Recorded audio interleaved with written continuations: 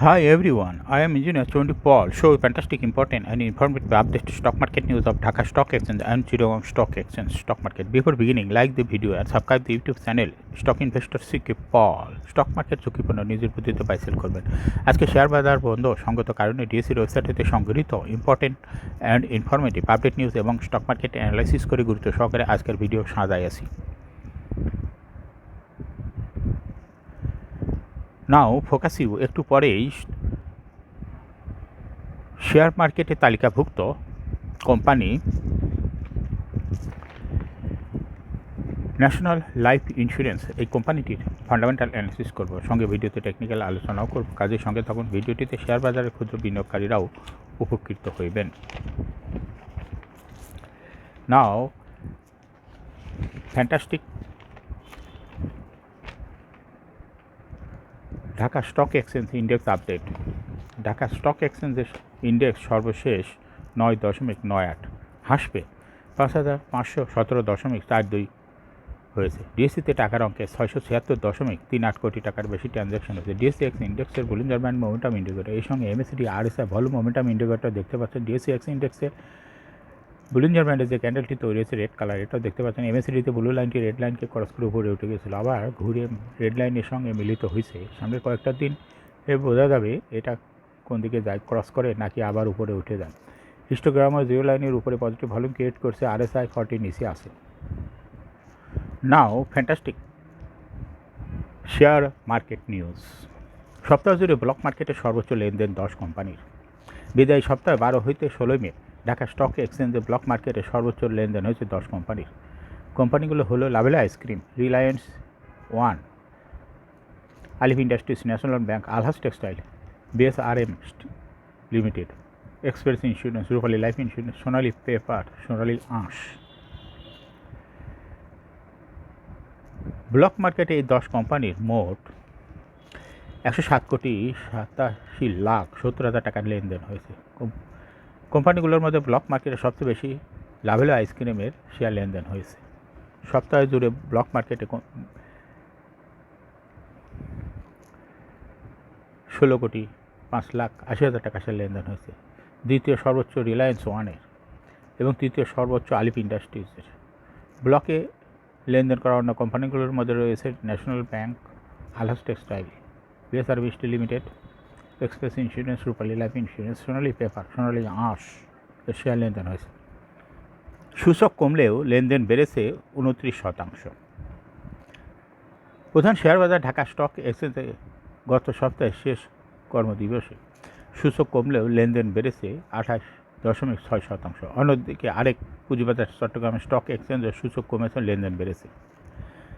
DSC service সূচক, DSC x সূচক 10 point কমে দাঁড়িয়েছে 5,517 পয়েন্টে। আগের কর্মদিবসে যা ছিল 5,527 পয়েন্টে। ডিএসসির অন্য সূচকগুলোর মধ্যে নির্বাচিত কোম্পানি সূচক ডিএসসি 30 গতকাল দিন শেষে 4 পয়েন্ট কমে 1,974 পয়েন্টে দাঁড়িয়েছে। আগের কার্যদিবসে ছিল 2,978 পয়েন্টে। সরিয়া সূচক ডিএসসি এস দিন শেষে সামান্য কমে দাঁড়িয়েছে 1,212 পয়েন্টে।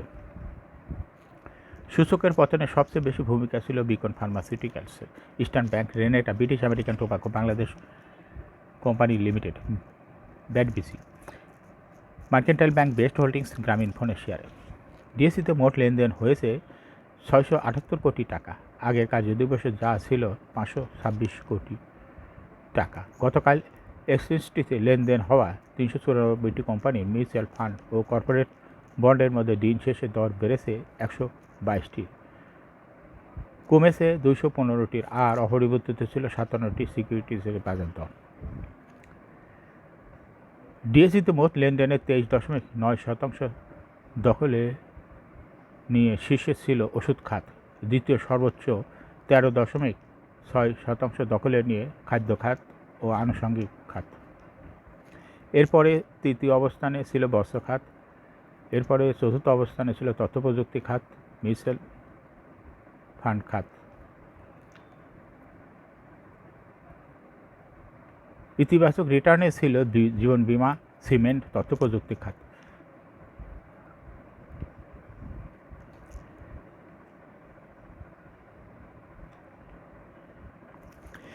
ডিএসসির সঙ্গে ডিএসইর বৈঠক অনুষ্ঠিত।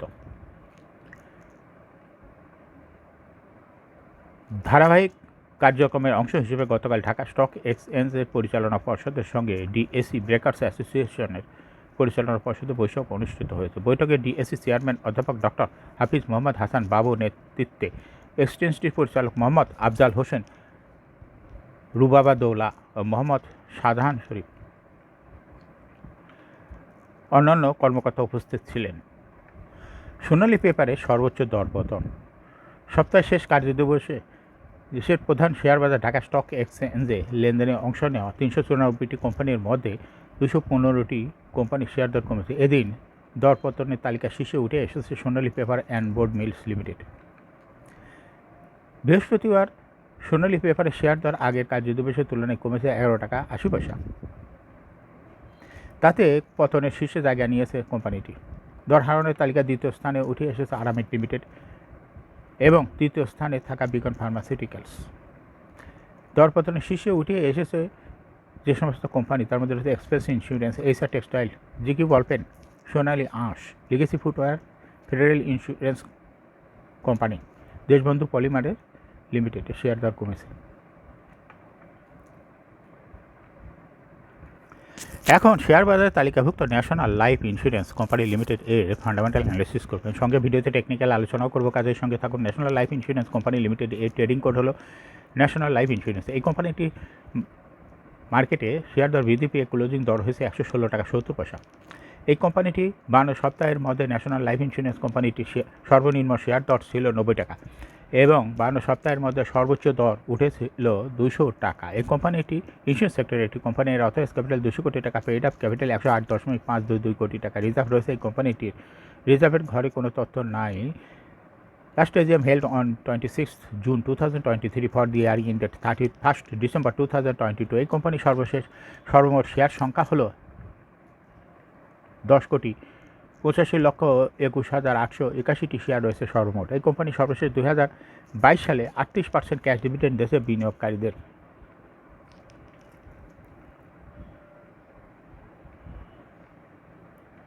Price earning ratio based on latest audited financial statement in the year 16th May 2024 P ratio হলো 20.19। Financial performance as per audited financial statement in the year 2018 সালে ইপিএস এর তথ্য নাই।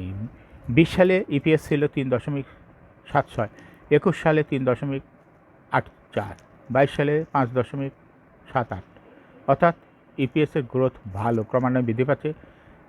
এনএভি পার শেয়ার 2020 সালে ছিল 48.27, 21 সালে 52.65 এবং 2022 সালে 68.22, অর্থাৎ এনএভি পার শেয়ারের গ্রোথ ক্রমান্বয়ে বৃদ্ধি পাচ্ছে। প্রফিট 2020 সালে ছিল 40.81 কোটি টাকায় এবং এটা 2022 সালে প্রফিট বৃদ্ধি পেয়ে হয়েছে 62.748 কোটি টাকা, অর্থাৎ প্রফিট ভালো বৃদ্ধি পেয়েছে। ডিভিডেন্ড ইল্ড এই কোম্পানিটি 2.12। লিস্টিং আর এই কোম্পানিটি 1995 সালে শেয়ার বাজারে তালিকাভুক্ত হয় market category A. Share holding percentage as on 31st December 2022 sponsor director hold করতেছে 55.88% শেয়ার। গভর্নমেন্টের কাছে কোনো শেয়ার নাই। ইনস্টিটিউশন হোল্ড করতেছে 19.52% share. Share holding percentage as on 30th April 2024 ইনস্টিটিউশনের শেয়ার কিছু কমে হয়েছে 14.64% শেয়ার। ফরেনের কাছে 2022 সালে ছিল 0.18% শেয়ার। পাবলিকের কাছে 2022 সালে ছিল 24.42% শেয়ার। 2024 সালে এসে পাবলিকের শেয়ার বৃদ্ধি পেয়ে হয়েছে 29.3% শেয়ার। যেহেতু ইনস্টিটিউশনের শেয়ার 24 সালে কমেছে, এই ইনস্টিটিউশনের শেয়ারটা পাবলিকের কাছে চলে আসছে। এই কোম্পানির কোনো লোন নাই। এটাই হলো এই কোম্পানিটির জন্য একটা পজিটিভ দিক। এখন ন্যাশনাল লাইফ ইন্স্যুরেন্সের সর্বমোট শেয়ার হলো 10,85,00,000। এর মধ্যে ডাইরেক্টরের কাছে রয়েছে 6,06,00,000 শেয়ার, ইনস্টিটিউশনের কাছে রয়েছে 1,59,00,000 শেয়ার, ফরেনের কাছে রয়েছে 2 লক্ষ শেয়ার, পাবলিকের কাছে রয়েছে 3,18,00,000 শেয়ার। এখন ন্যাশনাল লাইফ ইন্স্যুরেন্স এই কোম্পানিটি টেকনিক্যাল অ্যানালিসিস করার জন্য বুলিঞ্জার ব্যান্ড মোমেন্টাম ইন্ডিকেটর এর সঙ্গে MACD RSI volume momentum indicator দেখতে পাচ্ছেন। বুলিঞ্জার বাইরে আপার ব্যান্ড ও লোয়ার ব্যান্ড ভালো বৃদ্ধি পেয়েছে এবং সর্বশেষ আপার ব্যান্ডকে স্পর্শ করে বুলিশ মোডে ট্রানজ্যাকশন হওয়াতে গ্রিন কালারের যে ক্যান্ডেলটি তৈরি হয়েছে এটা দেখতে পাচ্ছেন। এমএসিডিতে ব্লু লাইনটি রেড লাইনকে ক্রস করে অনেক উপরে উঠে গেছে ধাই করে। হিস্টোগ্রামও জিরো লাইনের উপরে পজিটিভ ভলিউম ক্রিয়েট করছে, RSI 40-র অনেক উপরে ঊর্ধ্বমুখীভাবে আছে। বর্তমানে এই ন্যাশনাল লাইফ ইন্স্যুরেন্স কোম্পানিটি ভালো প্রাইস অ্যাকশন দেখাচ্ছে। এই কোম্পানিটি প্রায়ই এরকম প্রাইস অ্যাকশন দেখায় বিনিয়োগকারীদের লাভ করার সুযোগ করে দেয়। এরকম fantastic important and informative update নিউজে ভিডিও নিয়মিত দেখতে ইউটিউব চ্যানেল স্টক ইনভেস্টর সিকে পাল এটা এখনই সাবস্ক্রাইব করুন, লাইক করুন, শেয়ার করুন। যারা অলরেডি সাবস্ক্রাইব করছেন তাদেরকে অসংখ্য ধন্যবাদ। এই ভিডিওটি এখনই ফেসবুকে শেয়ার করুন এবং সঙ্গে সঙ্গে টুইটারে শেয়ার করে আপনার ফ্রেন্ডস অ্যান্ড ফ্যামিলিকে শেয়ার মার্কেট সম্পর্কে জানার সুযোগ করে দিন। Thank you for watching this video.